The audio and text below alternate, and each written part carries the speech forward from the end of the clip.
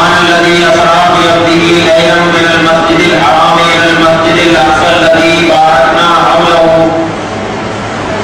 لنريه من آياتنا إنه هو السميع البصير.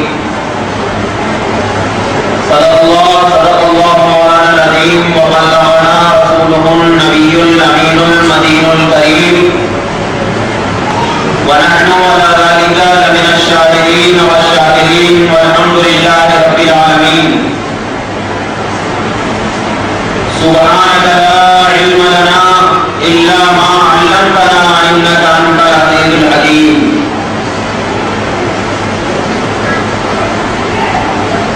آئیے کچھ عرض و معروض سے قبل بہتر مناسب یہی ہے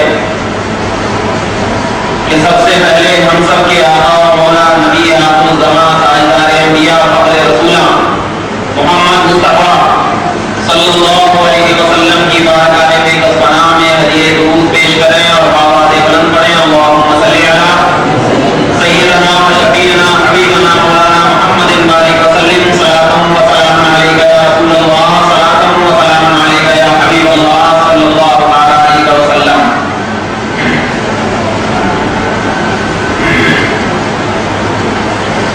سرورا شاہ کریمہ دستگیرہ شفا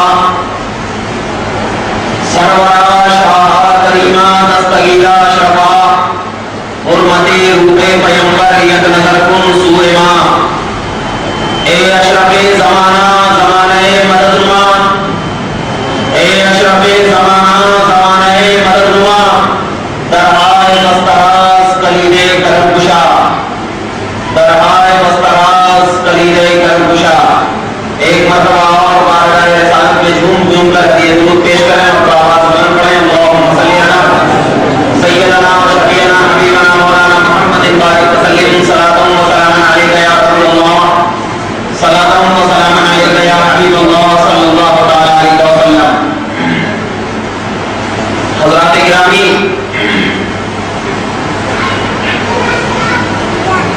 آج بہت مبارک اور مبارک رات ہے جس کی نسبت سے ہم یہاں پر اکٹھا ہوئے. اپنے رب کی نعمت کا خوب خوب چرچا کرو. آج اہل سنت والجماعت کا یہ دستور بن چکا ہے کہ جو بھی نعمت جس بھی انداز کی نعمت ہوتی ہے ہم اس کا چرچا کرتے ہیں، چاہے بیٹھ کر کریں، چاہے کھڑے ہو کر کریں، چاہے نعت کے انداز میں کریں یا تقریر کے انداز میں کریں یا قرآن پڑھ کر کریں یا حدیث پڑھ کر کریں، اطلاق پر جاری رکھو. اب اگر کوئی بھی شخص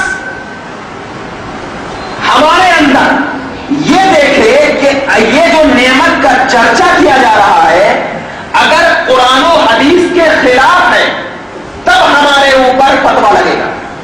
اگر یہ نعمت کا چرچا قرآن و حدیث کے مطابق ہے تو ہمارے اوپر کوئی فتویٰ نہیں لگ سکتا. بعض لوگ یہ کہتے ہیں اور یہ اعتراض کرتے ہیں کہ معراج النبی صلی اللہ علیہ وسلم کیا رسول اللہ صلی اللہ علیہ وسلم نے منایا ہے؟ کیا اللہ کے رسول صلی اللہ علیہ وسلم نے معراج منایا جو آج ہم لوگ مناتے ہیں؟ کیا صحابہ کرام نے معراج منایا جو آج ہم لوگ مناتے ہیں؟ تو ان سے یہی کہنا کہ منایا ہے. کیسے منایا ہے؟ کہ نبی پاک صلی اللہ علیہ وسلم جب معراج سے تشریف لائے تو گھر میں بیٹھے نہیں رہے. معراج سے جب تشریف لائے نبی پاک صلی اللہ علیہ وسلم تو جا کر گھر میں سو جائے گا؟ نہیں. حضرت ام ہانی کے گھر میں آئے، آنے کے بعد سب سے پہلے واقعہ حضرت ام ہانی کو سنایا. حضرت ام ہانی نے کہا یا رسول اللہ آپ یہ واقعہ کو کفارہ نے قریش کے سامنے نہ سنائے کیونکہ وہ لوگ انکار کریں گے. نبی پاک نے نہ مانی اور جا کر کے مسجد حرام میں تمام کفار قریش کے سامنے سنا دیا. تو یہ سنانا بھی تو چرچا ہے. نبی پاک نے اپنے معراج کا ذکر اپنوں کے سامنے نہیں غیروں کے سامنے سے شروعات کیا ہے. تو آج اگر ہم اپنوں کے سامنے معراج کا چرچا کرتے ہیں تو غیروں کو کیوں غیروں کو لگتی ہے؟ ارے نبی پاک نے غیروں کے سامنے کیا تو کسی کو نہیں لگی اور ہم آج اپنوں کے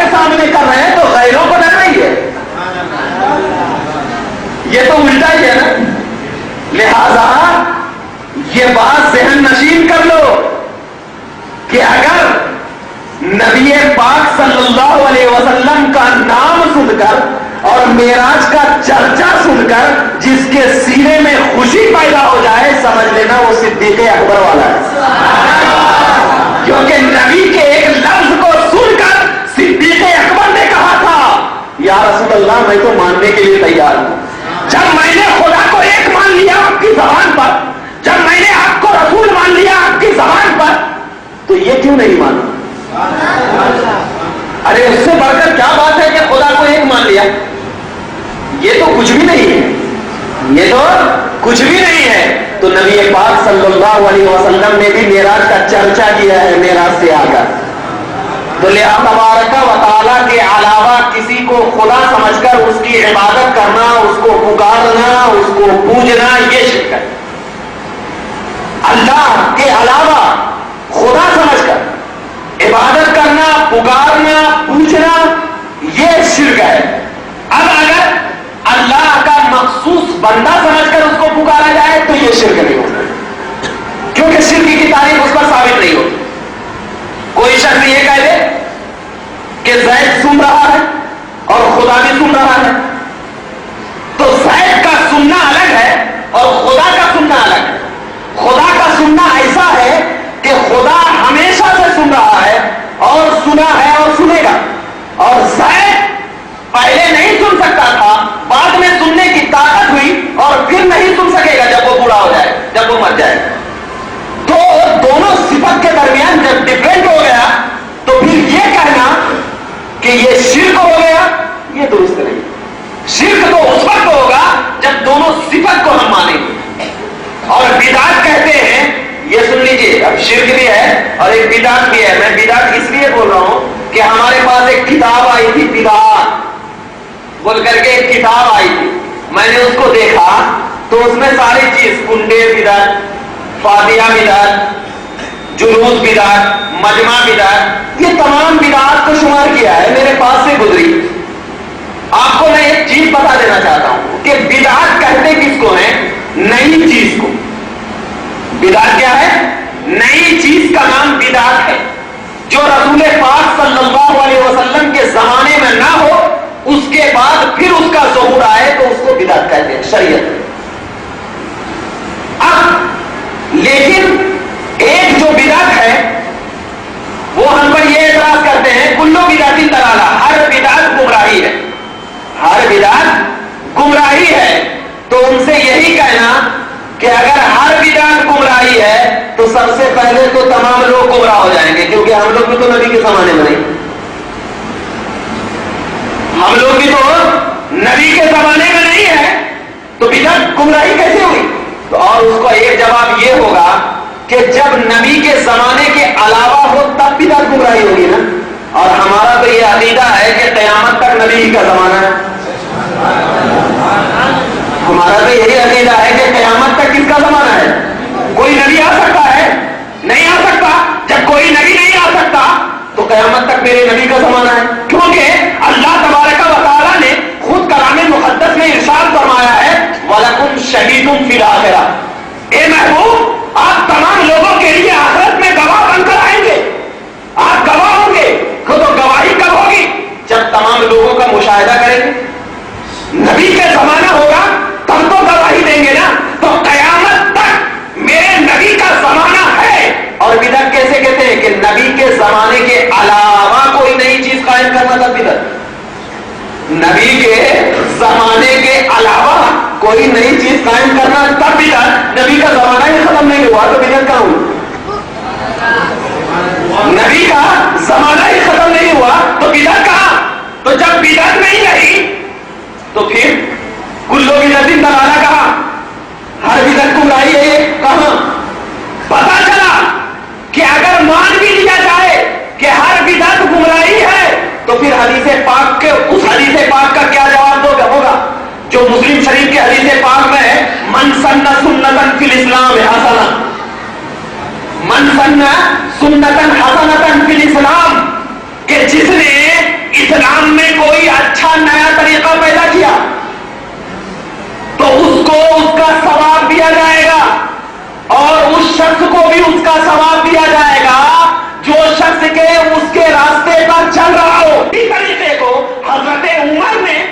کر کے دکھایا. آج ہم تمام لوگ تراویح پڑھتے ہیں. اچھا طریقہ ہے نا؟ کیونکہ برا طریقہ ہے. اچھا طریقہ ہے کیونکہ جماعت ید اللہ ہے علی الجماعت. دستے قدرت جو ہوتی ہے، اللہ کی رحمت جو ہوتی ہے، کس پر ہوتی ہے؟ جماعت پر ہوتی ہے. اسی لیے جماعت سے ثواب زیادہ ہوا کرتا ہے نماز پڑھنے کا. تو اب اگر آپ حضرت عمر نے جماعت اکٹھا کیا، تراویح کی، اچھی بدعت ہے. جب اچھی بدعت ہے اس پر جو عمل کرے گا ثواب ملے گا اور قیامت تک ثواب ملتا رہے گا. لیکن اگر کسی نے برا طریقہ پیدا کر لیا تو اس کو کیا ملے گا؟ عذاب ملے گا. جیسے مثال کے طور پر ایک چیز میں آپ کو بتاتا ہوں کہ جس شخص نے بھی شراب کہ کوئی بادشاہ تھا، اس کے زمانے میں شراب ممنوع قرار دے دیا گیا تھا، حرام قرار دے دیا گیا تھا.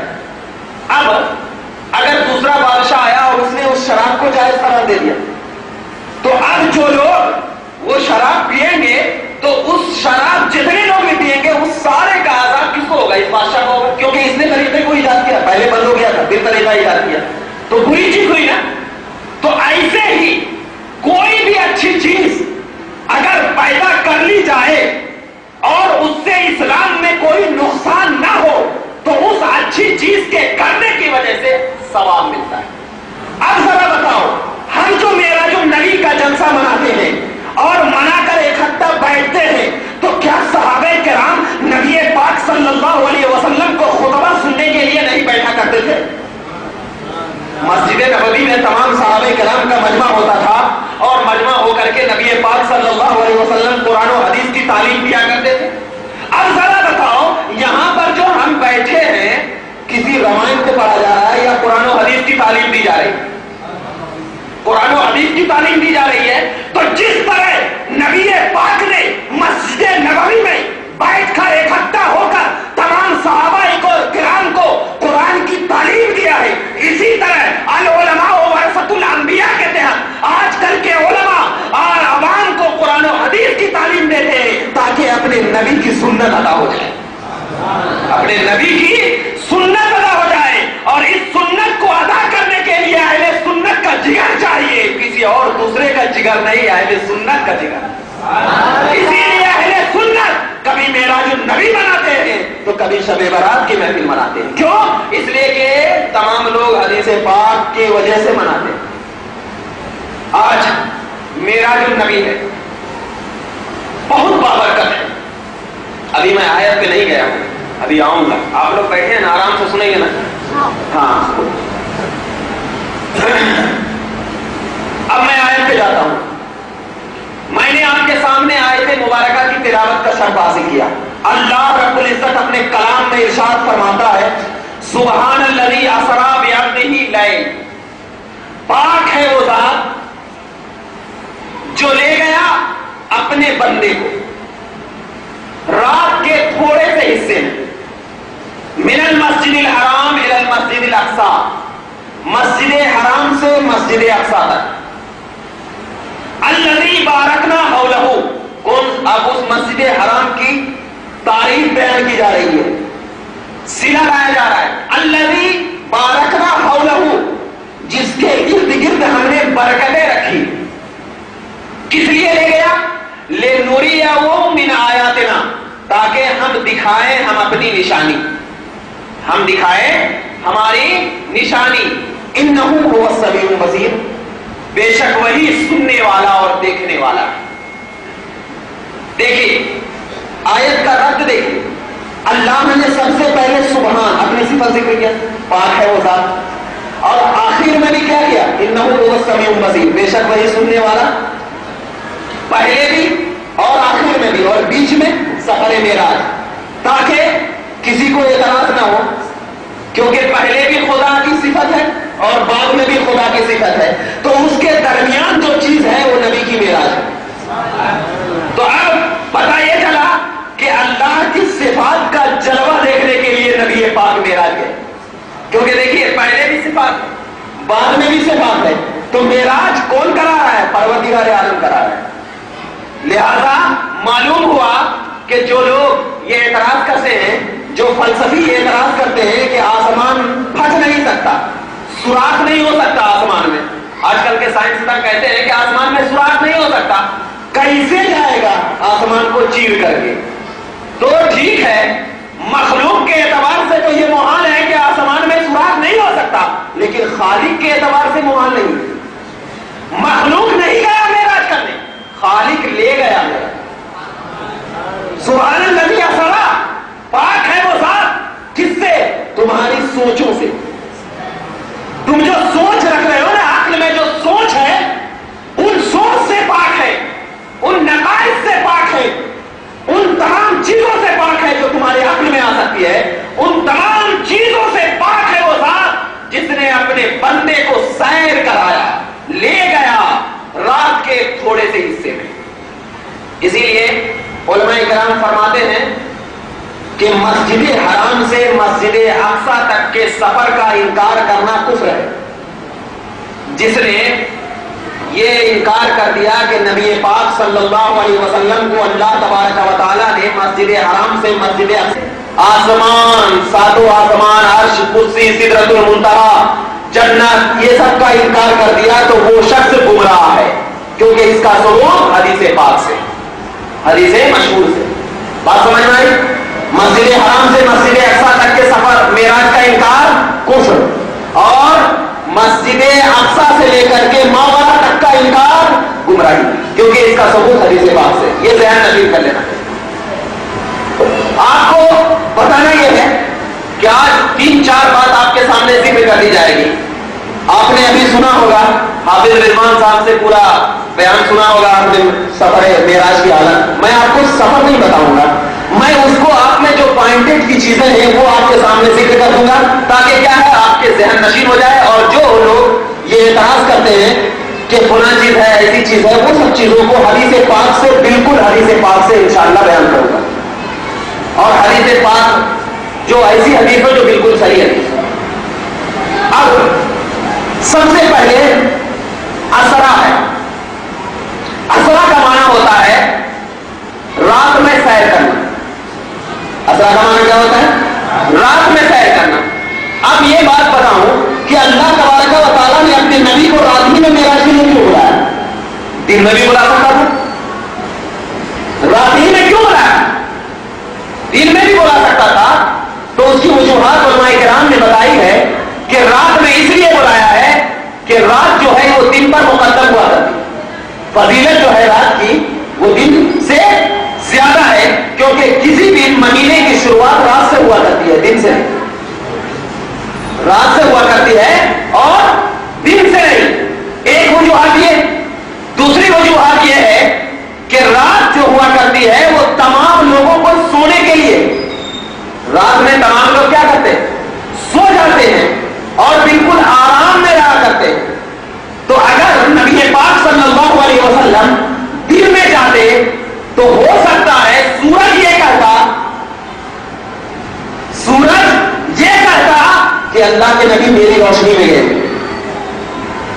اور رات کی چاندنی میں نہیں بلایا، 27 رجب المرجب کو بلایا، کیونکہ اس وقت چاند نہیں رہتا۔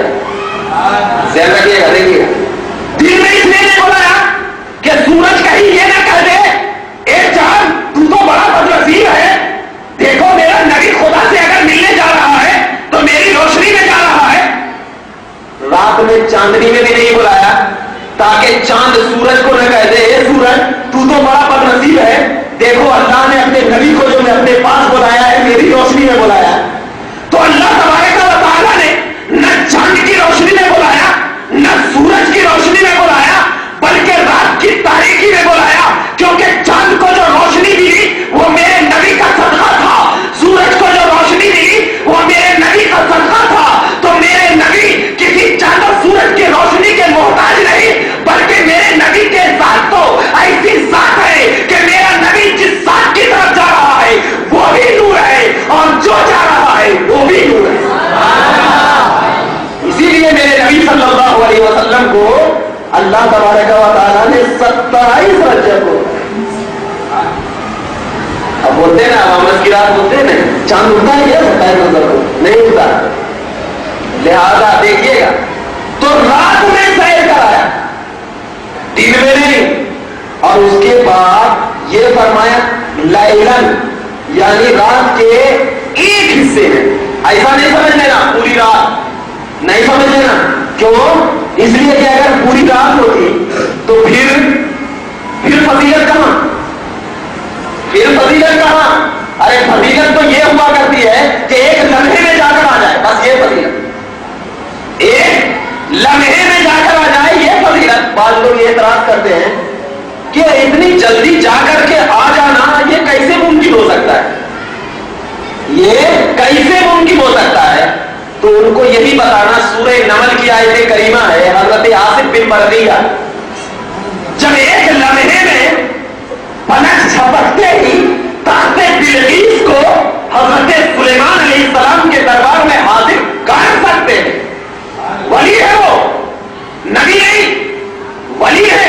اور قرآن شاہد ہے اس بات کی کہ حضرت آصف بن برقیہ نے حضرت سلیمان علیہ السلام کے پلک جھپکنے سے پہلے کئی ہزار میل جو بلقیس کا تخت رکھا ہوا تھا وہ لا سکتے ہیں. ایک کون ہے وہ؟ مخلوق. وہ کون ہے؟ مخلوق ہے وہ، اور مخلوق خالق کی برابری نہیں کر سکتا.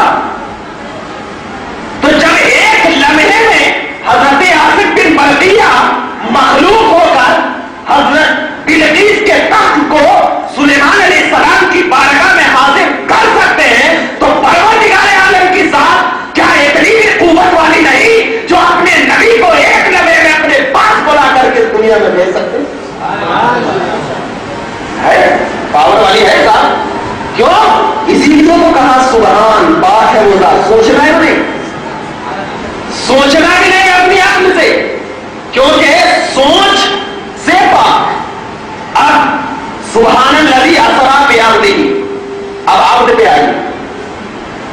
اب سب سے پہلے میں آپ کو یہ بتانا چاہتا ہوں، میں نے یہ ڈائری لایا ہے، یہ وجوہات اس کے یہ ہیں کہ اس میں پورے حوالے یہ صرف میں یہاں سے تقریر نہیں بلکہ یہ تقریر نیٹ پہ بھی جاتی ہے. پورے حوالے اس میں، کسی کو بھی چاہیے تو آ سکتے ہیں تاکہ مس نہ ہو کوئی حوالہ. ہاں یہ ذہن رکھنا بعبدہ ہی فرمایا اللہ تبارک و تعالیٰ. اب میں آپ کو بتانا چاہوں، بعض لوگ یہ اعتراض کرتے ہیں کہ اللہ تبارک و تعالیٰ کے رسول صلی اللہ علیہ وسلم کو اللہ تبارک و تعالیٰ نے حالت خواب میں معراج فرمائی. خواب کی حالت میں معراج ہوئی، نیند کی حالت میں معراج ہوئی ہے، جسم کے ساتھ حالت بیداری میں نہیں ہوئی. بعض لوگ یہ اعتراض کرتے ہیں. حالانکہ اہل سنت والجماعت کا یہ عقیدہ ہے اور جمہور علماء کرام کا یہ عقیدہ ہے کہ اللہ کے مقدس نبی صلی اللہ علیہ وسلم کو جو معراج ہوئی ہے وہ جسم کے ساتھ روح کے ساتھ حالت بیداری میں ہوئی ہے، حالت بیداری میں ہوئی ہے. اب اس کی دلیل میں آپ کو دیتا ہوں. کیا ہے حالت بیداری میں؟ اس لیے ہوئی ہے کہ لفظ عبد، علامہ قرطبی رحمۃ اللہ تعالی علیہ اپنی کتاب الجامع لاحکام القرآن میں ارشاد فرماتے ہیں کہ اہل عرب میں لفظ عبد کا استعمال اس شخص کے لیے ہوتا ہے جو جسم اور روح کے ساتھ موجود ہے. لفظ عبد کا استعمال اہل عرب کی زبان میں کس کے لیے ہوتا ہے؟ جس کے پاس جسم اور روح دونوں موجود ہو، اہل عرب اس کو عبد کہا جاتا ہے. اب جب یہ بات معلوم ہو گئی کہ جس کے ساتھ جسم اور روح دونوں ہو، اہل عرب اس کو لفظ عبد کے ساتھ کہتے ہیں. اب آیت پہ جائیے، آیت میں کیا ہے؟ سبحان الذی اسریٰ بعبدہ، پاک ہے وہ ذات جو اپنے بندے کو لے گیا راتوں رات. اب بندے کو لے گیا تو یہاں پر بھی اللہ نے عبد فرمایا. تو جب عبد فرمایا ہے تو پتہ یہ چلا کہ اپنے بندے کو لے گیا جسم اور روح دونوں کے ساتھ، جسم اور روح دونوں کے ساتھ. تو اب یہ اعتراض کرنا کہ اللہ تبارک و تعالیٰ کے رسول صلی اللہ علیہ وسلم کو جو معراج ہوئی ہے وہ خواب میں ہوئی ہے، یہ کلام اللہ کے آیت کے خلاف ہے، کلام اللہ کی آیت کے خلاف ہے. وہ لوگ یہ دلیل دیتے ہیں کہ اللہ تبارک و تعالیٰ کے رسول صلی اللہ علیہ وسلم کو جو معراج ہوئی ہے خواب میں ہوئی ہے، ان کی دلیل یہ ہے کہ حضرت عائشہ رضی اللہ تعالیٰ عنہ کی دلیل وہ پیش کرتے ہیں کہ حضرت عائشہ رضی اللہ تعالی عنہا نے ارشاد فرمایا کہ نبی پاک صلی اللہ علیہ وسلم جس وقت معراج میں تشریف لے گئے زنجیریں ہل رہی تھی، بستر بھی گرم تھا، زنجیریں ہل رہی تھی اور بستر بھی گرم تھا۔ اور ایک دلیل پیش کرتے ہیں کہ حضرت عائشہ نے فرمایا کہ معراج کی رات نبی پاک صلی اللہ علیہ وسلم کا جسم بستر سے غائب نہیں ہوا تھا۔ تو آپ رضی اللہ تعالیٰ عنہ نے ارشاد فرمایا کہ سچا خواب ہے، سچا خواب ہے۔ یہ سب دلیل ہمارے سامنے کیا کرتے ہیں، پیش کرتے ہیں۔ اس دلیل کا سمپل جواب یہ ہے، ذہن میں رکھیے، ابھی حدیث پیش کروں گا میں، مگر سب سے پہلے اس دلیل کا سمپل جواب یہ ہے کہ سب سے پہلے حضرت امیر معاویہ رضی اللہ تعالیٰ عنہ کی حدیث کا تجزیہ کیا جائے۔ یہ تجزیہ کیا جائے کہ حضرت امیر معاویہ رضی اللہ تعالیٰ عنہ جو یہ فرما رہے ہیں، اور معراج کب ہوئی ہے؟ ہجرت کے 12 سال کے بعد، ہجرت کے 12 سال کے بعد معراج ہوئی ہے، اور اس وقت حضرت امیر معاویہ رضی اللہ تعالیٰ عنہ ایمان نہیں لائے۔ جس وقت معراج ہوئی ہے اس وقت حضرت امیر معاویہ رضی اللہ تعالیٰ عنہ ایمان نہیں لائے تھے، اور آپ کو معلوم ہے کہ اسلام میں بے ایمان کی گواہی قابل قبول نہیں ہوتی، لہذا حضرت امیر معاویہ کی قول کی بنیاد پر معراج کو سچا خواب کہنا درست ہے۔ ایک اور دوسری، ایک حضرت امیر معاویہ کا ہوا، دوسرا حضرت عائشہ رضی اللہ تعالیٰ عنہا جو ارشاد فرماتی ہے کہ نبی کا جسم غائب نہیں ہوا تھا، تو اس کی دلیل یہ دیا کرتے ہیں کہ جس وقت معراج ہوئی اس وقت حضرت عائشہ کی عمر بہت کم تھی، کم سن تھی، کم سن تھی، اور اسلام میں کم سن کی گواہی قابل قبول نہیں۔ اس لیے پاک صلی اللہ علیہ وسلم کا جسم غائب نہیں ہوا تھا، ہو سکتا ہے کہ اس معراج کے بارے میں ہو جو معراج کے نبی پاک کو خواب میں ہوا، کیونکہ ایک ہی بار تو معراج نہیں ہوئی نا نبی کو ایک ہی بار معراج نہیں ہوئی۔ اب جب یہ دو بات ہو گئی، اب ہماری دلیل سنیے۔ نبی پاک صلی اللہ علیہ وسلم کو جو معراج ہوئی ہے وہ حالت بیداری میں ہوئی۔ اس کی دلیل العقیدۃ الطحاویہ صفحہ نمبر 160، صفحہ نمبر 160 میں فرماتے ہیں علامہ طحاوی رحمۃ اللہ تعالیٰ علیہ کہ نبی پاک صلی اللہ علیہ وسلم کو اللہ تبارک و تعالیٰ نے اپنے پاس بلایا، اور اللہ تبارک و تعالیٰ نے آپ صلی اللہ علیہ وسلم کو جو چاہا سکھایا اور جتنا چاہا دیا۔ ایک دلیل۔ دوسری دلیل المواہب اللدنیہ جلد 8 صفحہ نمبر 211، صفحہ نمبر 211، اس میں یہ ہے کہ اللہ تبارک و تعالیٰ کے مقدس نبی صلی اللہ علیہ وسلم جس وقت اللہ تبارک و تعالیٰ کے پاس گئے تو آپ صلی اللہ علیہ وسلم نے اپنی آنکھوں سے جو دیکھا دل نے اس کو نہیں جھٹلایا، اپنی آنکھوں سے جو دیکھا دل نے اس کو نہیں جھٹلایا۔ اب ذرا بتاؤ، آنکھوں سے دیکھنا اور دل کا نہ جھٹلانا کس بات کی دلیل ہے؟ وہ اسی بات کی دلیل ہے کہ اللہ تبارک و تعالیٰ نے نبی پاک صلی اللہ علیہ وسلم کو معراج کرایا، یہی تو اس بات کی دلیل ہے۔ دوسری چیز یہی ہے کہ اللہ تبارک و تعالیٰ نے، اور دوسری روایت میں بہت ساری روایت ہے، صحیح بخاری کتاب التفسیر جلد 2 صفحہ نمبر 246، اس میں بھی یہی ہے، اس میں بھی یہی ہے کہ ما جعلنا الرؤیا التي اریناک، یہ جو آیت ہے تو اس میں الرؤیا سے مراد لیا جاتا ہے کہ حضرت ابن عباس نے الرؤیا سے مراد کیا لکھا؟ آنکھوں سے دیکھنا، آنکھوں سے دیکھنا یہ مراد ہے۔ اور ابن جریر طبری جامع البیان جلد 9 صفحہ نمبر 21 پہ یہی ہے۔ امام بغوی ہے 516 صفحہ نمبر 516 پہ، معالم التنزیل جلد 3 صفحہ نمبر 128، اور امام خازن ہے لغات التعبیر جلد 3 صفحہ نمبر 135 پہ۔ ان تمام کی روایتوں سے اور ان تمام کتابوں سے یہ بات ثابت ہو رہی ہے کہ ان تمام کتابوں میں یہی ذکر کیا گیا ہے کہ اللہ کے نبی صلی اللہ علیہ وسلم جو معراج میں تشریف لے گئے، اور معراج جو ہوئی ہے اللہ کے نبی صلی اللہ علیہ وسلم کو جسم اور روح دونوں کے ساتھ ہوئی۔ تو اتنے تمام علماء کرام نے اس بات کی تعویل کر دی ہے اور اس بات کو بیان کر دیا ہے اپنی کتاب میں کہ اللہ کے نبی صلی اللہ علیہ وسلم کو جو معراج ہوئی ہے وہ جسم اور روح دونوں کے ساتھ ہوئی ہے۔ اب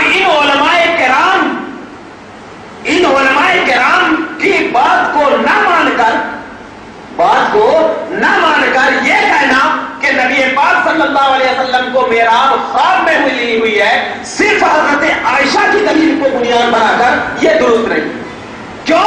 اس لیے کہ حضرت عائشہ کی دلیل کو اگر بنیاد بنائیں گے تو یہ لازم آئے گا کہ کمسن کی گواہی قابل قبول نہیں ہوا کرتی۔ امام فخر الدین رازی ہے، کیا صفحہ نمبر 199 جلد 2 تفسیر کبیر میں ارشاد فرماتے ہیں کہ جو شخص معراج کے جسمانی کا انکار کرے تو اس کا انکار کرنا باطل، اس کا انکار کرنا کیا ہے؟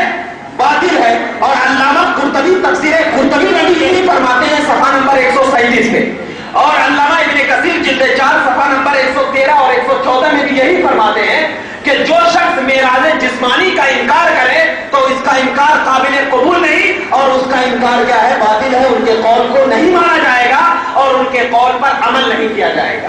اب جب یہ بات ثابت ہو گئی کہ خود اب ایک ایسے شخص کو پیش کر رہا ہوں جو ہمارے نہیں، ان کے قاضی شوکانی صاحب قاضی شوکانی صاحب خود لکھتے ہیں اپنی کتاب فتح القدیر جلد 3 صفحہ نمبر 297 کیا کہ نبی پاک صلی اللہ علیہ وسلم کو جو معراج ہوئی ہے وہ جسم اور روح کے ساتھ ہوئی۔ اور قاضی شوکانی یہ کون ہے معلوم؟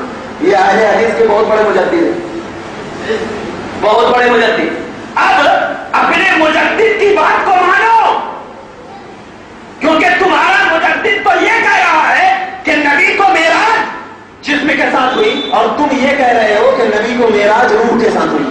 اب ذرا بتا کہ کس کی بات مانی جائے، کس کی بات مانی جائے؟ اور بتاتا ہوں، شرح عقائد صفحہ نمبر 142، فتح اکبر مع شرح ملا علی قاری صفحہ نمبر 189، جو واقع معراج حق ہے اسے نہ مانے وہ کیا ہے؟ گمراہ۔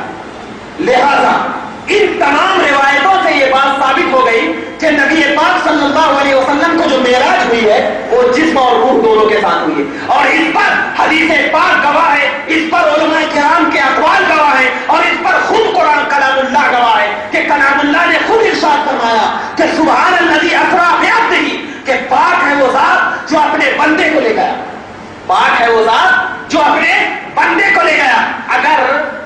اگر ایسا ہوتا نبی پاک صلی اللہ علیہ وسلم کو روح کے ساتھ صرف معراج کرانا مقصود ہوتا تو وہاں پر سبحان الذی اسری بعبدہ کے بجائے سبحان الذی اسری بروح عبدہ کہتا، اپنے بندے کے روح کے ساتھ۔ لہذا اپنے بندے کے روح کے ساتھ نہیں بلکہ اپنے بندے کے جسم اور روح کے ساتھ نبی پاک صلی اللہ علیہ وسلم کو معراج ہوئی ہے۔ جب یہ بات آپ کو ثابت ہو گئی، یہ بات آپ کو سمجھ میں آ گئی کہ نبی پاک صلی اللہ علیہ وسلم کو معراج جسم اور روح دونوں کے ساتھ ہوئی ہے، اب اگر کوئی اعتراض کرے تو ان کے سامنے یہ تمام حوالے منہ پہ مار دے اور کہنا کہ یہ اعتراض یہ تمہارا بیٹا ہے، ہمارے علماء کرام نے تو پہلے اس کی تعبیر فرما دی ہے کہ نبی پاک صلی اللہ علیہ وسلم کو جسم کے ساتھ اور روح دونوں کے ساتھ معراج ہے۔ ایک معراج پر یہ سب سے بڑا اعتراض ان لوگوں کا ہوتا ہے۔ دوسرا اعتراض یہ ہوتا ہے، ابھی واقعے میں جاؤں گا میں، گھبرائیے نہیں، ابھی بہت دیر بولنا ہے، آپ لوگ سمجھ میں آ رہا ہے نا آپ لوگوں کو؟ ہاں، میں آج تقریر کے موڈ میں نہیں ہوں بلکہ آج سمجھانے کے موڈ میں بیٹھا ہوں۔ تقریر ہمیشہ سنتے ہیں، آج درس کے موڈ میں بیٹھا ہوں۔ ہاں، ایک اعتراض تو یہ کرتے ہیں ہمارے پاس کہ جسم کے ساتھ ہی نہیں، اس کا الحمدللہ آپ کو جواب معلوم ہو گیا، آپ کوئی بھی دے سکتے ہیں۔ ایک اعتراض یہ کرتے ہیں کہ کیا اللہ کے نبی نے اللہ کو دیکھا ہے یا نہیں دیکھا؟ کیا اللہ کے نبی نے اللہ کو دیکھا ہے یا نہیں دیکھا ہے؟ اب ہمارا یہ عقیدہ ہے کہ اللہ کے نبی صلی اللہ علیہ وسلم نے اللہ تبارک و تعالیٰ کو اپنے سر کی آنکھوں سے دیکھا ہے۔ ہمارا یہ عقیدہ ہے کہ اللہ کے نبی صلی اللہ علیہ وسلم نے اللہ تبارک و تعالیٰ کو اپنے سر کی آنکھوں سے دیکھا ہے، اور یہ ہم ایسے نہیں بلکہ شرح عقائد میں علامہ تفتازانی علیہ رحمت و رضوان صفحہ نمبر 105 میں ارشاد فرماتے ہیں کہ اللہ تبارک و تعالیٰ کے رسول نے اللہ تبارک و تعالیٰ کو اپنے سر کی آنکھوں سے دیکھا ہے۔ اور یہی قول حضرت ابن عباس کا مشہور ہے اور امام ابو الحسن اشعری کا بھی یہی قول ہے کہ اللہ تبارک و تعالیٰ کے رسول نے اللہ تبارک و تعالیٰ کو اپنے سر کی آنکھوں سے دیکھا ہے. اور یہی دیکھیں علامہ آلوسی رحمۃ اللہ تعالیٰ علیہ تفسیر روح المعانی صفحہ نمبر 15 جلد 2 میں ارشاد فرماتے ہیں، صفحہ نمبر 15 جلد 2 میں ارشاد فرماتے ہیں اس آیت کے تحت وَلِكُلِّ وِجْهَةٍ هُوَ مُوَلِّيهَا لِكُلِّ وِجْهَةٍ هُوَ مُوَلِّيهَا کے تحت ارشاد فرماتے ہیں کہ ہر ایک کا قبلہ الگ الگ ہے. مقربین کا قبلہ عرش ہے، محبوبین کا قبلہ کرسی ہے، اور تمام لوگوں کا قبلہ، ہر ایک کا قبلہ الگ الگ ہے. لیکن میرے نبی کا قبلہ ذات باری ہے. میرے نبی کا قبلہ کیا ہے؟ ذات باری ہے. اس کے تحت ارشاد فرماتے ہیں اس لیے ذات باری ہے. دیکھیے اللہ تبارک و تعالیٰ نے اپنے نبی کو کہا تلک الرسل فضلنا بعضهم علی بعض، یہ وہ رسول ہے کہ ہم نے بعض کو بعض پر فضیلت دی، بعض کو بعض پر فضیلت دی. اور سب سے افضل الرسول کون ہے؟ ہمارے نبی. سب سے افضل الرسول کون ہے؟ ہمارے نبی. تو سب سے افضل الرسول جب ہمارے نبی ہیں تو ہمارے نبی کا قبلہ بھی اعلیٰ ہونا چاہیے نا، کیونکہ جب افضل ہو تو افضل کا افضل ہونا چاہیے نا. اگر کرسی قبلہ ہوگا تو افضل کہاں؟ وہ تو حضرت ابراہیم کا قبلہ بیت المعمور. کہاں افضل؟ کہاں افضل؟ اسی لیے اے اللہ کے مقدس نبی، ہم آپ کے چہرے کو آسمان کی طرف اٹھنا دیکھ رہے ہیں. ہم آپ کے سورہ بقرہ کی آیت کریمہ مشہور ہے فَوَلِّ وَجْهَكَ شَطْرَ الْمَسْجِدِ الْحَرَامِ قَدْ نَرَىٰ تَقَلُّبَ وَجْهِكَ فِي السَّمَاءِ قَدْ نَرَىٰ تَقَلُّبَ وَجْهِكَ فِي السَّمَاءِ. اے محبوب ہم آپ کے چہرے کو آسمان کی طرف اٹھنا دیکھ رہے ہیں. ذرا بتاؤ آسمان میں کون ہے بھائی جو نبی پاک چہرہ کر رہے ہو؟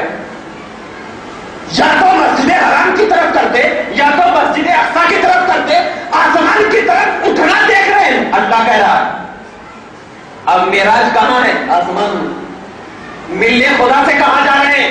آسمان کی طرف جا رہے ہیں. سدرۃ المنتہا سے آگے لامکان جا رہے ہیں.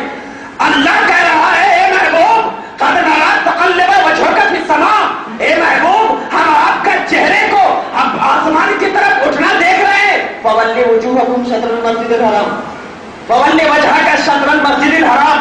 تو آپ اپنے چہرے کو مسجد حرام کی طرف پھیر دیجیے. آپ اپنے چہرے کو مسجد حرام کی طرف پھیر دیجیے. اور جو آیت ہے قبلۃ ترضاھا، یہ آیت کریمہ ہے. آیت کریمہ ہے، میں حافظ نہیں ہوں لیکن پھر بتا رہا ہوں. اس کا مفہوم یہ ہے کہ جب اللہ تبارک و تعالیٰ کے مقدس نبی نے اپنے چہرے کو آسمان کی طرف دیکھایا تو اللہ نے کہا اے محبوب ہم آپ کے چہرے کو آسمان کی طرف دیکھ رہے ہیں اٹھتے ہوئے، آپ اپنے چہرے کو مسجد حرام کی طرف کر دیجئے. تو ہم نے آپ کے قبلے کو آپ کی رضامندی کی وجہ سے قبلہ بنا دیا. یہ میں اپنی سے قبلہ نہیں بنایا، آپ کی رضا شامل ہے. مسجد حرام کے قبلہ ہونے میں کیا ہے؟ میرا حکم نہیں بلکہ آپ کی رضا شامل ہے. تو جو خدا اپنے نبی کا اتنا خیال رکھ رہا ہو افضلیت میں بھی، کیوں؟ اس لیے کہ جتنے بھی انبیاء آئے تمام کا قبلہ کیا تھا؟ مسجد اقصی تھا. اب اگر میرے نبی کا قبلہ بھی مسجد اقصی ہوتا تو پھر اور انبیاء سے فضیلت کیسے ملتی میرے نبی کو؟ تو دنیا میں بھی لوگوں کو بتا دیا کہ میرا نبی سب سے افضل ہے کیونکہ تمام نبیوں کا قبلہ مسجد اقصی ہے اور میرا نبی جب آیا تو اس کا قبلہ مسجد حرام بن گیا. اب اگر لکل وجہۃ هو مولیھا میں جو ضمیر ہے، ہاں ضمیر، اس کی ضمیر کا مرجع ذات باری کہ ہر ایک کا قبلہ الگ الگ ہے، لیکن میرے نبی کا قبلہ ذات باری ہے. کیا میرا نبی اپنے اللہ کی طرف چہرہ کرے گا اور وہ خدا اپنے نبی کی طرف کرے گا. تو اب دونوں میں راز و نیاز ایسی ہوگی کہ اوہا لکا ما اوہا، کہ جو وحی بیان کر دی جائے گی اس وحی کے کوئی پرسانے حال نہیں ہوگا کہ کیا وحی بیان کر دیا گیا ہے. ارے وحی تو وہی سنے گا جو سامنے ہوگا اور بیان کرے گا وہی جو اس کے سامنے ہوگا. لیے نبی پاک صلی اللہ علیہ وسلم کو جو فضیلت ملی ہے وہ ذات باری قبلہ کی وجہ سے ملی ہے۔ اب اللہ کے میں یہ بیان کر رہا تھا کہ کیا اللہ کے رسول نے اللہ تعالیٰ کو دیکھا یا نہیں دیکھا، اس پر میں نے آپ کو دلیل بیان کر دیا۔ لیکن بعض لوگ ہم پر یہ اعتراض کرتے ہیں کہ حضرت عائشہ رضی اللہ تعالی عنہا سے پوچھا گیا کہ اے عائشہ، کیا اللہ کے رسول صلی اللہ علیہ وسلم نے اللہ کو دیکھا ہے؟ تو حضرت عائشہ نے کہا کہ جس نے یہ قول کیا کہ اللہ تبارک و تعالیٰ کو اللہ کے رسول نے دیکھا ہے اس نے جھوٹ باندھا۔ اللہ کو نہیں بلکہ جبرائیل علیہ السلام کو 2 بار دیکھا ہے، حضرت عائشہ فرماتی اور یہ کہتی ہیں کہ کیا تمہیں نہیں معلوم کہ لا تدرکہ الابصار، آنکھ اس کو دیکھ نہیں سکتی۔ یہ حضرت عائشہ کی دلیل کو بنیاد بنا کر لوگ یہ کہتے ہیں کہ اللہ تبارک و تعالیٰ کو اللہ کے رسول نے نہیں دیکھا، یہ ایک دلیل بناتے ہیں۔ ایک اور حضرت ابن مسعود کا بھی یہی موقف ہے کہ اللہ تبارک و تعالیٰ کو اللہ تبارک و تعالیٰ نے اللہ کے رسول نے نہیں دیکھا۔ یہ 2 اعتراض ہم پر کرتے ہیں۔ اب اگر یہ مان بھی لیا جائے کہ حضرت عائشہ رضی اللہ تعالیٰ عنہ نے یہ فرمایا، لیکن حضرت عائشہ نے کوئی حدیث پیش نہیں کی ہے اس کے مقابلے میں۔ حضرت عائشہ نے اپنے ذہن سے قرآن پاک سے استنباط کیا ہے، دلیل نکالا ہے کہ لا تدرکہ الابصار، کوئی اس کو آنکھ نہیں دیکھ سکتی۔ اب میں اس پر اعتراض کرتا ہوں، کیا وجوہ یومئذ ناظرہ، اس دن سب کے چہرے کھلے ہوں گے؟ اس دن میدان محشر میں سب کے چہرے کیا ہوں گے؟ کھلے ہوں گے۔ کس بنیاد پہ ذرا بتاؤ؟ وجوہ یومئذ ناظرہ، اس دن سب کے چہرے کھلے ہوں گے، اس کی بنیاد یہی ہوگی کہ اس دن سب لوگ دیدار الہی کریں گے۔ قرآن شاہد ہے میدان محشر میں تمام لوگ اللہ تبارک و تعالیٰ کا دیدار کریں گے۔ تو اب جب اس دن دنیا والے خدا کو دیکھ سکتے ہیں تو میرا نبی کیسے نہیں دیکھ سکتا؟ اب اگر یہ اعتراض کیا جائے کہ ٹھیک ہے آپ یہ کہہ رہے ہیں، تو اس دن جو ہوگا وہ تمام لوگوں کی بقائی حالت ہوگی، یعنی پھر ختم نہیں ہوگے نا وہ لوگ۔ ابھی جو ہے دنیا جو ہے یہ حادث کی حالت ہے، یعنی ختم ہو جائے گی، اور اس دن کیا ہے؟ بقائی ہوگی، تو بقا کو بقا ہی دیکھ سکتا ہے، حادث کو بقا نہیں، حادث بقا کو نہیں دیکھ سکتا۔ تو اب جو ہے اس دن بقا ہے، لہذا اس وقت ہو سکتا ہے، ٹھیک ہے۔ تو میرے نبی صلی اللہ علیہ وسلم کو اللہ تبارک و تعالیٰ نے دنیا ہی میں وہ طاقت اور قوت عطا کر دی کہ اے محبوب، جس دن لوگ کل قیامت میں دیکھیں گے، آپ کی فضیلت تو یہ ہے کہ دنیا میں رہ کر کے جب میرے پاس آؤ تو تم مجھے دیکھو، مجھے دیکھ لو۔ اور اس بارے میں بہت ساری دلیلیں ہیں، بہت ساری دلیلیں ہیں۔ حضرت ابن عباس رضی اللہ تعالیٰ عنہ سے روایت ہے، مسلم شریف کی حدیث پاک ہے کہ حضرت ابن عباس جلد 2 صفحہ نمبر 99، مسلم شریف جلد 2 صفحہ نمبر 99، عبداللہ بن شقیق نے حضرت ابو ذر سے کہا، عبداللہ بن شقیق نے حضرت ابو ذر سے کہا کہ اگر میں حضور کو دیکھتا تو پوچھتا کہ یا رسول اللہ، کیا آپ نے خدا کو دیکھا ہے؟ بخاری مسلم کی حدیث بیان کر رہا ہوں، کیا آپ دیکھا ہے؟ تو حضرت ابو ذر نے کہا کہ میں نے یہی سوال حضور سے کہا تھا، پوچھا تھا یا رسول اللہ کیا آپ نے خدا کو دیکھا ہے؟ تو اللہ کے رسول صلی اللہ علیہ وسلم نے کہا ہاں میں نے خدا کو دیکھا ہے۔ اب ذرا بتا کہ اگر کوئی حدیث مرفوع مل جائے اور کوئی حدیث موقوف ہو تو کس حدیث پہ عمل کیا جائے گا؟ مرفوع حدیث پر یا موقوف حدیث پر؟ مرفوع حدیث پر، کیونکہ اس کی سند حضور سے مل رہی ہے، اور حضرت عائشہ تک جو سند ہے وہ موقوف روایت ہے، اور حضرت عائشہ اپنے عقل سے کہہ رہی ہے کہ کوئی آنکھ اس کو نہیں دیکھ سکتی۔ تو میں نے کہا کہ وجوہ یومئذ ناظرہ، اس دن تو وہ آنکھ دیکھ رہی تھی نا، تو حضرت صحیح نہیں، یہ دلیل قابل اعتبار نہیں، تو ایسی دلیل پیش کیا جائے جو حدیث صحیح ہو، اور حدیث اس بات کی طرف گواہ ہے کہ نبی پاک صلی اللہ علیہ وسلم نے خود کہا کہ میں نے اللہ کو دیکھا ہے. یہ مسلم شریف کی حدیث پاک ہے. ترمذی شریف صفحہ نمبر 472 اور 471 دونوں میں کیا کہ اللہ تبارک و تعالی نے راوی حضرت اکرمہ ہے، راوی کون ہے؟ حضرت اکرمہ ہے، کہ حضرت اکرمہ فرماتے ہیں کہ رسول پاک صلی اللہ علیہ وسلم ان سے پوچھا کہ حضرت ابن عباس، حضرت اکرمہ نے حضرت ابن عباس سے پوچھا کہ کیا اللہ کے رسول صلی اللہ علیہ وسلم نے اللہ کو دیکھا ہے؟ تو حضرت ابن عباس نے کہا کہ ہاں دیکھا ہے. تو حضرت اکرمہ نے کہا کہ کیا آپ کو یہ نہیں معلوم کہ لا تدرک الابصار، آنکھ اس کا ادراک نہیں کر سکتی؟ تو حضرت ابن عباس نے جواب دیا یہ اس وقت ہے کہ جب اللہ تبارک و تعالیٰ اپنے نور کے ساتھ تجلی فرمائے، تب اس وقت نہیں کر سکتی اس کا ادراک. لہذا مسند احمد، اور اس کی دلیل پیش کر رہا ہوں، مسند احمد جلد 1 صفحہ نمبر 285-290 285-290، صحیح ابن حبان جلد 1 صفحہ نمبر 226، المستدرک جلد صفحہ نمبر 65، مجموع الزوائد جلد 1 صفحہ نمبر 78.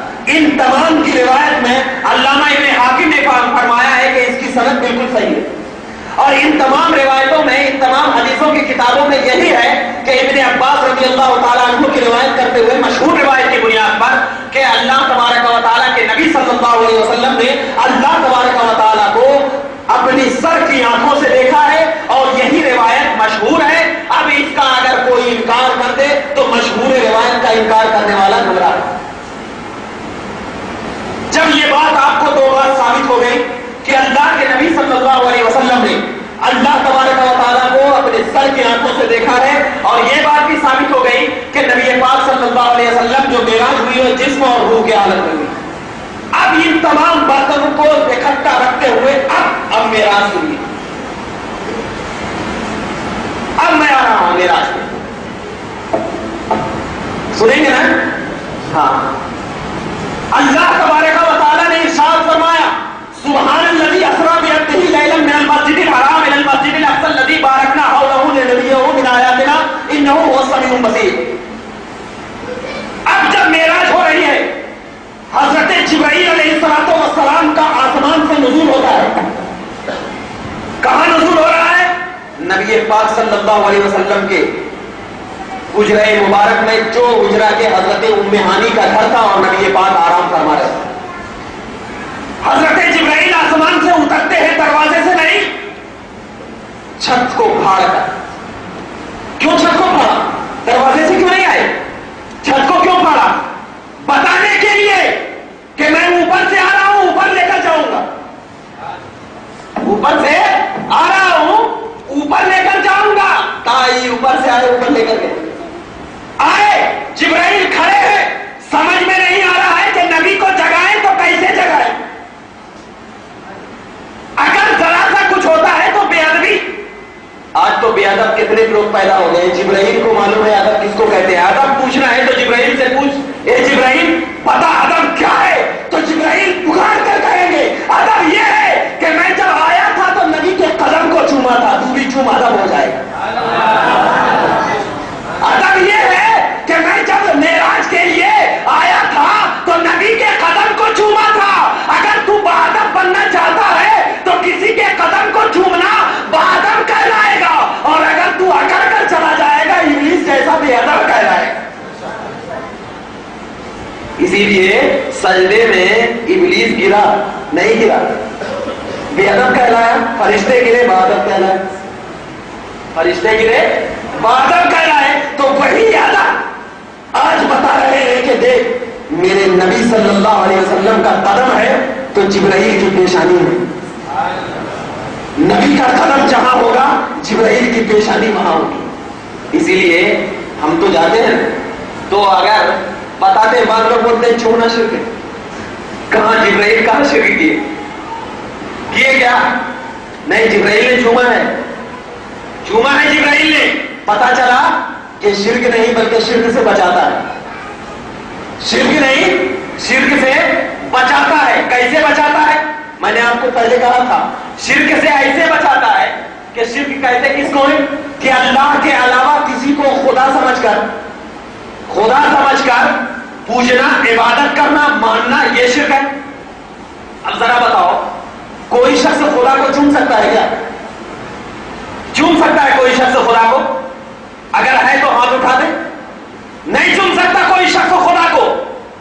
عقل کہتی ہے کہ خدا کو کوئی نہیں چوم سکتا، تو اب جس کو چومیں گے تو عقل کہے گی چوم لیا ہے، خدا ہو نہیں سکتا، کیونکہ عقل تو یہی کہے گی نا، چوم لیا ہے، پتا چلا کہ خدا ہو نہیں سکتا۔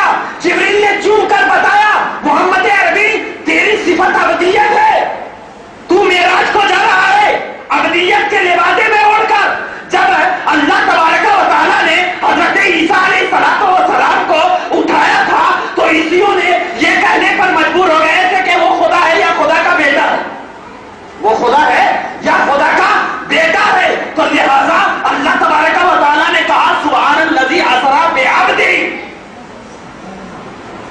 اتنا ہوگا پھر بھی عبد رہے گا، جبرائیل چومے گا پھر بھی عبد رہے گا۔ کیوں؟ اس لیے کہ خدا تک نہیں پہنچ سکتا، خدا نہیں ہو سکتا وہ۔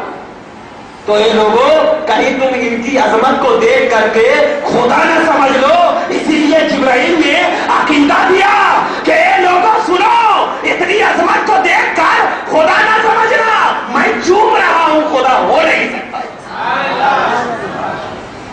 جبرائیل نے چوما، اٹھے، کہا چلنا ہے، اللہ نے بلایا ہے، کہا کہاں بلایا ہے، کہا اپنے پاس بلایا ہے، کہا کیسے بلایا ہے، کہا مسجد حرام تو چلیے،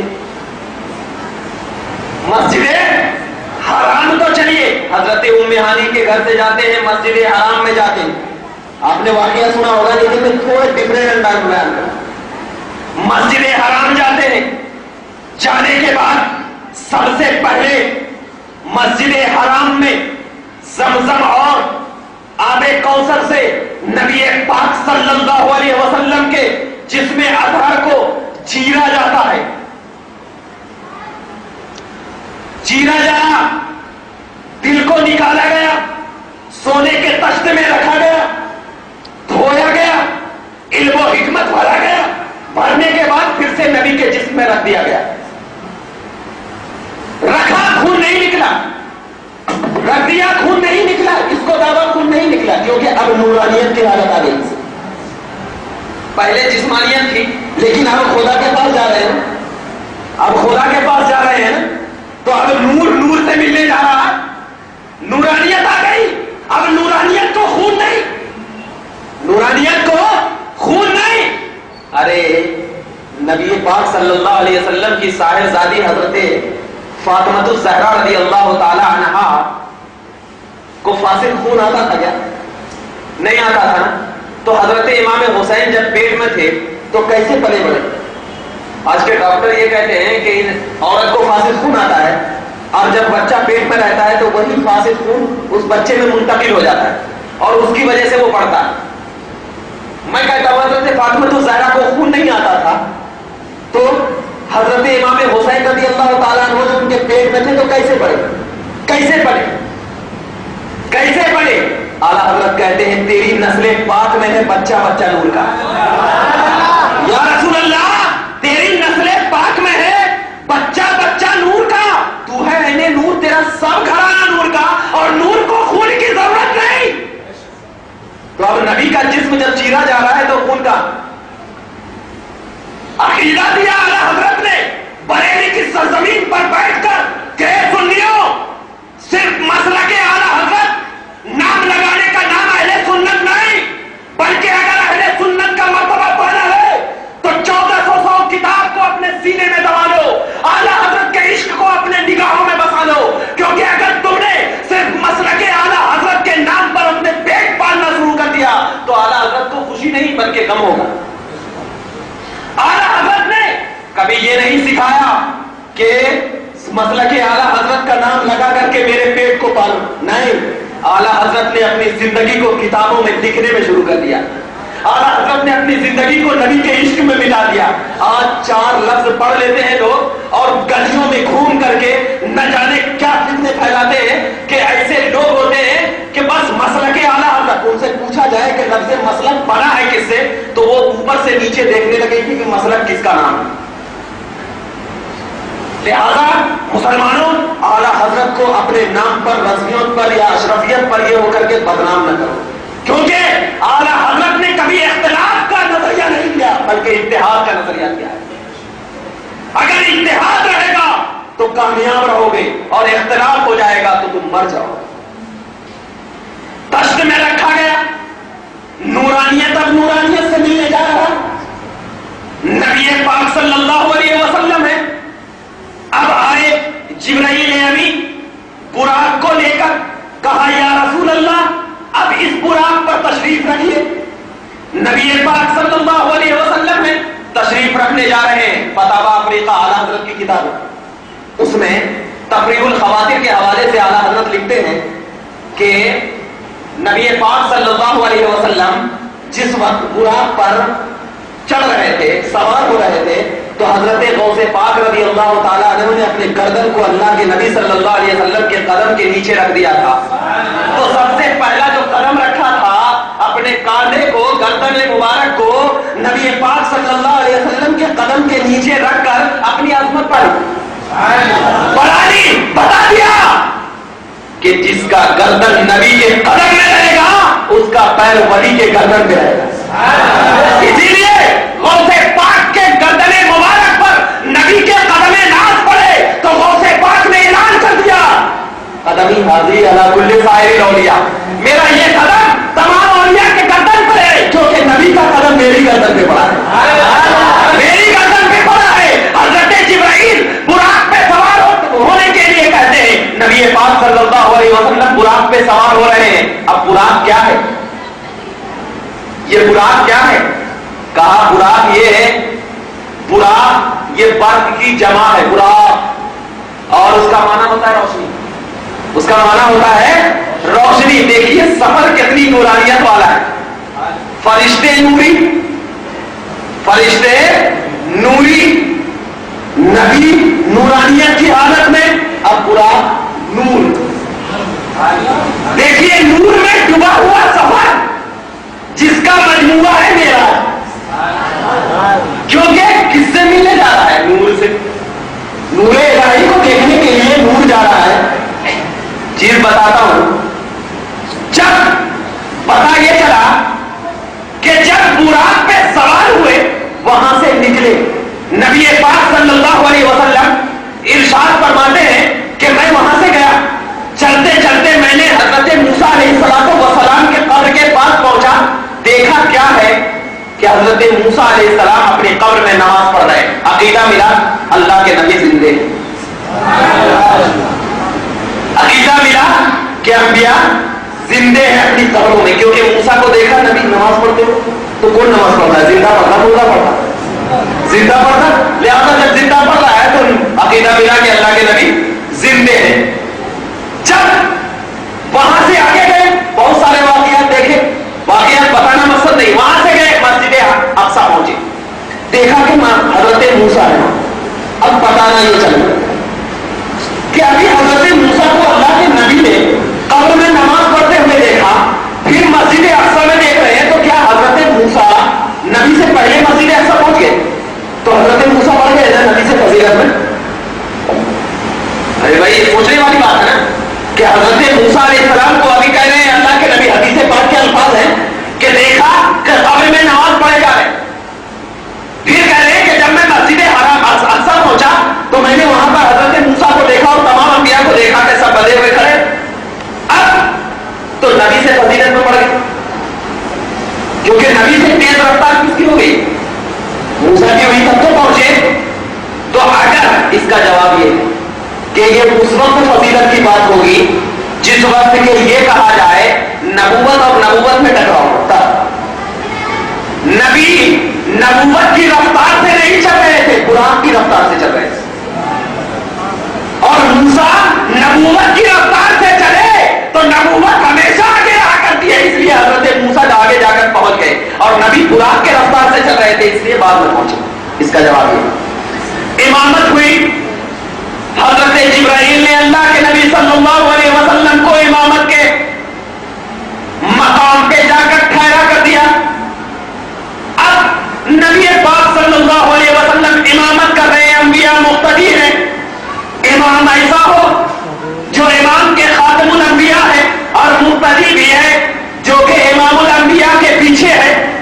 حضرت موسیٰ ہے کتاب اتری، حضرت آدم ہے خلیفہ بنے، حضرت عیسیٰ ہے روح اللہ سے نوازا گیا، حضرت ابراہیم ہے خلیل اللہ کے القاب سے نوازا گیا. لیکن تمام میرے نبی کے پیچھے ہیں، کیونکہ سب کو معلوم ہے کہ مجھے تو خلیل اللہ بنایا، یہ میری فضیلت تھی. کوئی کیا سوچ رہا ہے کہ مجھے تو کلیم اللہ بنایا، یہ میری فضیلت تھی. کوئی تو سوچ رہا ہے کہ مجھے تو صفی اللہ بنایا، یہ میری فضیلت تھی. ہر ایک کو فضیلت دیا ہے، لیکن تمام یہ سوچنے پہ مجبور ہے کہ آج محمد عربی کو ایک ایسی فضیلت ملی ہے جس فضیلت کو کوئی نہیں سوچ سکتا، بلکہ سوچ رہا ہے. تو ایک پروردگار عالم کہتا ہے کہ ارے تجھے تو خلیل اللہ بنایا ہوں، تو ایک ایسی فضیلت ہوگی. تجھے تو حبیب اللہ بنایا ہوں، ایک ایسی فضیلت ہوگی. لیکن جب محمد عربی کا مقام آیا تو انہیں ایک ایسی فضیلت دی کہ اپنا دیدار کرانے جا رہا ہوں. ارے ایسی فضیلت تو آج تک کسی کو نہیں دی. اسی لیے نبی پاک صلی اللہ علیہ وسلم نے امامت کے لیے منبر پر کھڑے، امامت کے لیے جگہ پر کھڑے ہو گئے اور امامت کیا. اور تمام انبیاء مقتدی بن کر تشریف فرما ہے، اور کوئی سوچنے پر یہ مجبور نہیں ہو رہا ہے کہ کوئی امام خاتم الانبیاء کیسے ہے. تمام لوگ یہی سوچ رہا ہے کہ اپنی فضیلت اپنی ہوگی، لیکن امام الانبیاء کی فضیلت ایسی ہوگی کہ امام الانبیاء کو اللہ تبارک و تعالیٰ اپنا دیدار کرا رہا ہے. یہی دیدار تمام لوگوں کی فضیلت سے بڑھ کر ہے. جب نبی پاک نے امامت کیا اور امامت کرنے کے بعد تمام نے اپنی اپنی فضیلت کا ذکر کیا. اللہ کے نبی صلی اللہ علیہ وسلم اب مسجد اقصی سے معراج ہوئی. مسجد حرام سے مسجد اقصی اسرا. معراج کس کو کہتے ہیں؟ سیڑھی کو. اب وہ چڑھے، پہلے آسمان پر گئے. حضرت جبرائیل نے دروازہ کھٹکھٹایا، پوچھا کون؟ کہا جبرائیل. کہا کیا ہے؟ کہا تمہارے ساتھ کون ہے؟ کہا محمد عربی. کہا ان کو بلایا گیا. کہا ہاں. تب دروازہ کھلا. پتا کیا چلا کہ حضرت جبرائیل کی وجہ سے دروازہ نہیں کھولا گیا. کس کی وجہ سے کھولا گیا؟ نبی کی وجہ سے. اگر جبرائیل آگے جاتے تو نہیں کھولا جاتا. نبی گئے، حضرت آدم سے ملاقات ہوئی. ایسے ہی چلتے چلتے حضرت یحییٰ، حضرت عیسیٰ اور تمام لوگوں سے ملاقات ہوتی گئی. چھٹے آسمان پہ حضرت موسیٰ ہے، ساتویں آسمان پہ حضرت ابراہیم علیہ السلام ہے. ان تمام سے ملاقات ہوتی ہوئی سدرۃ المنتہا پہ پہنچے. اب سدرۃ المنتہا پہ جب پہنچے، دیکھیے گا، ذہن میں رکھیے گا بات. سدرۃ المنتہا کیا ہے؟ کہا سدرہ ہوتا ہے، سدر بولتے ہیں پیر کو. پیر کا درخت دیکھیں نا. سدرۃ المنتہا، اس کے پتے کیسے تھے؟ ہاتھی کے کان کے جیسے بڑے بڑے. حدیث پاک میں آتا ہے کہ نبی پاک صلی اللہ علیہ وسلم جیسے ہی سدرۃ المنتہا پہ پہنچے، وہ پتا حسین و جمیل بن گیا، خوبصورت ہو گیا، خوبصورت ہو گیا. اب نبی اور حضرت جبرائیل وہاں پر کھڑے. جبرائیل رک گئے، نبی آگے بڑھے. آیا ہے کہ اگر جبرائیل آگے بڑھتے تو ان کا پڑ جاتا.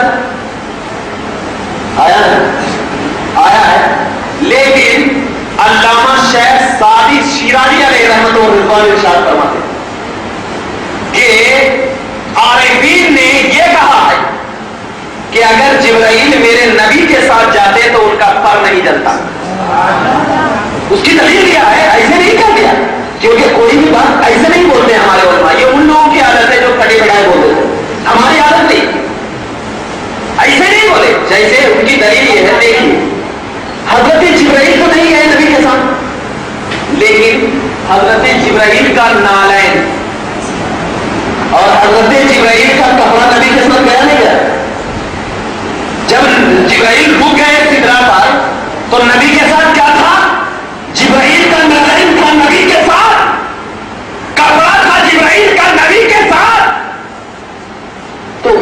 اندر گئے تو وہ کپڑا بھی نہیں چلا, نالے بھی نہیں چلی. کیوں؟ اس لیے کہ وہ نبی پاک صلی اللہ علیہ وسلم سے چپکا ہوا تھا, اور آگ کو یہ گوارا نہیں کہ میرے نبی نے جو چیز چپک جائے اس کو جلا دے. اگر جبرائیل بھی چپکے رہتے تو نہ چلتے. یہ عارفین کہتے ہیں, ہم نے عارفین اس کی دلیل دیا ہے. اب پتہ یہ چلا کہ کوئی عاشق رسول اپنے سینوں میں نبی کا عشق چپکا کر رکھے گا تو اس کا سینہ کو کبھی آگ جلا نہیں سکتی. لہذا مسلمانوں, یہ معراج یہ کوئی ایسی ویسی چیز نہیں ہے. معراج ایک ایسی چیز ہے جس کو عقل تصور نہیں کر سکتی. کیوں؟ اس لیے کہ معجزہ کو عقل تصور نہیں کر سکتی, اور معراج یہ معجزہ ہے. اب اگر کوئی کہے کہ عقل لا سکتی ہے تو معجزہ ہی نہیں رہا.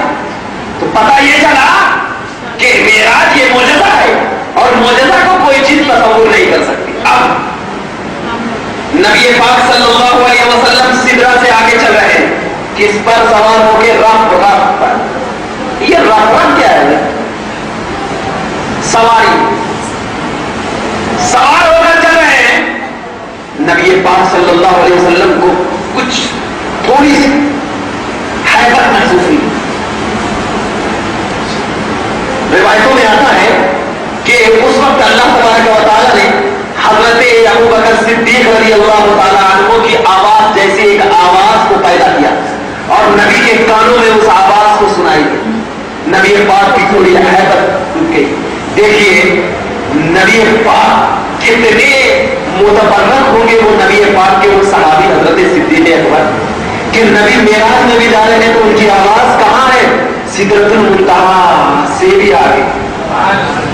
اب ایک چیز یہ بتانا چاہتا ہوں, نبی کی فضیلت بھی یہ ثابت ہو رہی ہے. دیکھیے کوئی شخص سدرہ کے اگر نیچے ہے تو وہ اوپر نہیں جا سکتا, اور جو اوپر ہے وہ نیچے نہیں آ سکتا, کیونکہ سدرہ اسی کو بولتے ہیں سدرۃ المنتہا, انتہا. یعنی جو سدرہ سے اوپر ہے وہ نیچے نہیں آ سکتا, اور جو نیچے ہے وہ اوپر نہیں جا سکتا. انتہا ہے سب کی.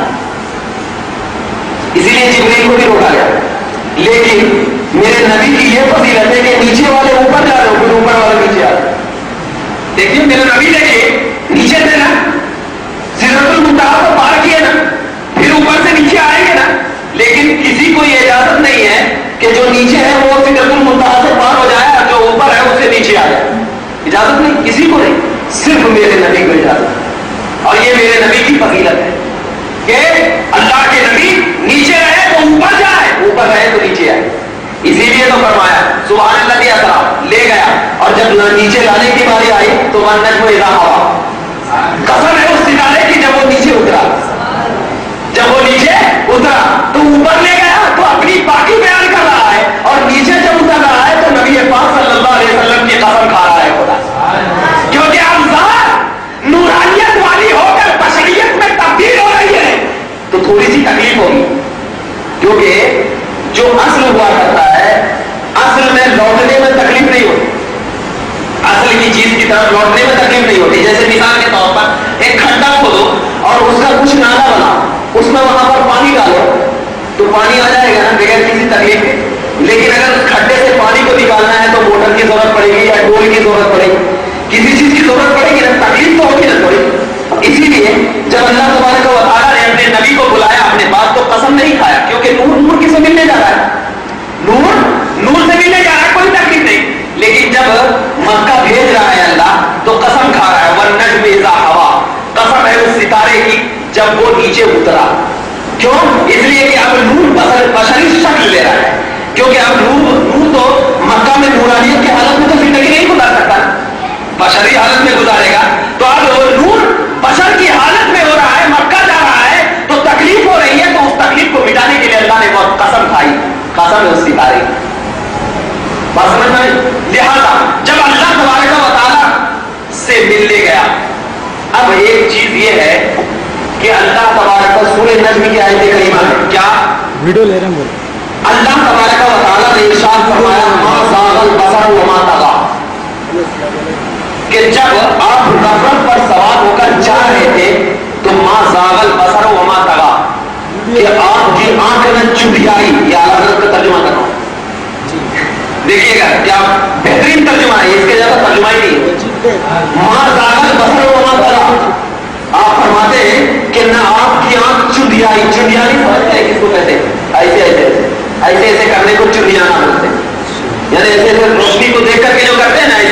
اس کو چندیانہ بولتے ہیں. تو اعلیٰ حضرت فرماتے ہیں ترجمہ کرتے ہوئے ماں زاغ البصر، آپ کی آنکھ نہ بہکی، وما طغیٰ، اور نہ چندیائی. اب دیکھنے کی تین صورت ہے، بصر کی تین صورت ہے. کوئی شخص 12 بجے دن ہو، مئی جون کی گرمی ہو اور سورج بالکل شباب پر ہو تو اپنے آنکھ کو دیکھ سکتا، سورج کو دیکھ سکتا ہے؟ نہیں دیکھ سکتا، بلکہ دیکھے گا تو اس کی آنکھ چندیا جائے گی. چندیائے گی کہ نہیں چندیائے گی؟ چندیائے گی. اور آیت میں کیا ہے کہ آپ کی آنکھ چندیائے گی نہیں.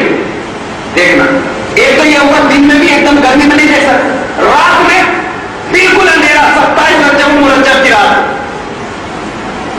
چاندنی کا کوئی نام و نشان نہ ہو، اندھیرا ہو تو آپ بھاگ سکتے ہیں، راستہ بھاگ سکتے ہیں. تو یہ دونوں صورت دیکھنے کی قرآن نے کیا کر دیا؟ نفی کر دیا کہ آپ کی آنکھ میں چندیائی، یعنی نور کو دیکھ کر. اب سورج کو دیکھیں گے تو نور ہی ہے نا وہ، تو نور کو دیکھ کر آپ کی آنکھ میں چندیائی اور اندھیرے کو دیکھ کر آپ کی آنکھ میں بہکی. تو اب ایک ہی صورت نہیں، دیکھنے کی تین صورت ہے. جس کی آنکھ نہ چندیائے گی نہ بہکے گی تو کیا رہے گا؟ عام طور پر دیکھ سکے گا. جب یہ دو صورت کی نفی ہو گئی کہ آپ کی آنکھ نہ چندیائی ہے نہ بہکی ہے، تو پتا کیا چلا کہ آپ کی آنکھ دیکھی ہے بالکل. فون کر کے بولو تھا. اور آپ کی آنکھ جب دیکھی ہے، آپ کی آنکھ جب دیکھی ہے تو فتدنا ثم دنا فتدنا، قریب ہوئے، فکان قاب قوسین، یعنی دو کمانوں کے بالکل قریب ہوئے، دو کمانوں کے بالکل قریب ہوئے. اب حدیث پاک میں یہ الفاظ ہے کہ میں اتنا قریب ہوا، اتنا قریب ہوا کہ میں نے اللہ تبارک و تعالیٰ کے دستے قدرت کی ٹھنڈک کو اپنے سینوں میں محسوس کیا، سینوں میں محسوس کیا. تو اب جب بتا دو کہ جب نبی اتنا قریب ہو کر ان کی ٹھنڈک کو سینے میں محسوس کر سکتا ہے تو وہ نبی اپنی آنکھ سے اللہ کو کیوں نہیں دیکھ سکتا؟ اور یہ اللہ نے جب یہ نبی کر دی ہے کہ اللہ کے رسول کی آنکھ نہ بہکی ہے نہ چندیائی ہے، مطلب دیکھی ہے. تو اب جب میرے نبی صلی اللہ علیہ وسلم وہاں سے کیا لے کر آئے؟ 50 نماز، 50 نماز لے کر آئے. یہ سود خوری لے کر کے نہیں آئے، یہ نہیں کہا ہے کہ سود کھاؤ، یہ لے کر کے نہیں آئے. یہ لے کر کے نہیں آئے کہ تعویذ گھنٹا کرو اور 3000 5000 روپے لو، یہ لے کر کے نہیں آئے. یہ لے کر نہیں آئے، بلکہ کیا لے کر آئے؟ نماز لے کر آئے. اب بعض لوگ یہ کہتے ہیں، کیا کہتے ہیں معلوم؟ داڑھی میں ایمان نہیں ہے. بعض لوگ یہ کہتے ہیں، بعض لوگ یہ کہتے ہیں کہ داڑھی میں ایمان نہیں ہے، ایمان میں داڑھی. میں ان سے صرف اتنا ہی کہتا ہوں، ٹھیک ہے اگر ایسا کر دیا جائے تو میں یہ بولوں گا کہ نماز میں ایمان نہیں ہے، ایمان میں نماز ہے. کیسے؟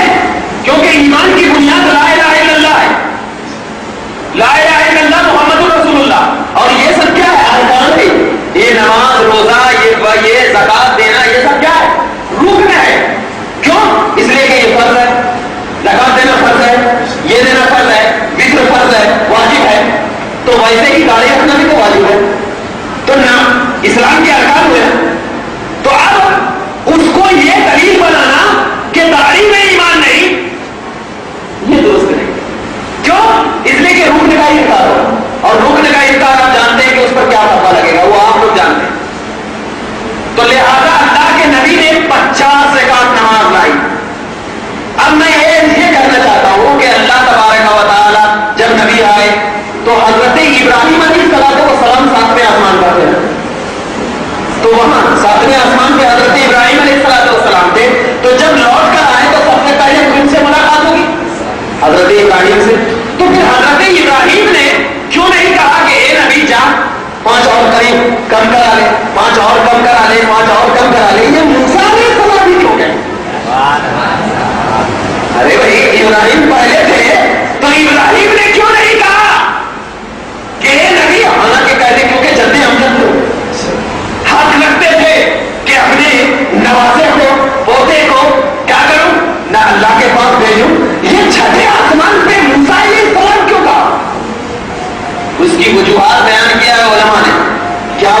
بیان کیا ہے کہ خلیل اور کلیم میں فرق ہوا کرتا ہے.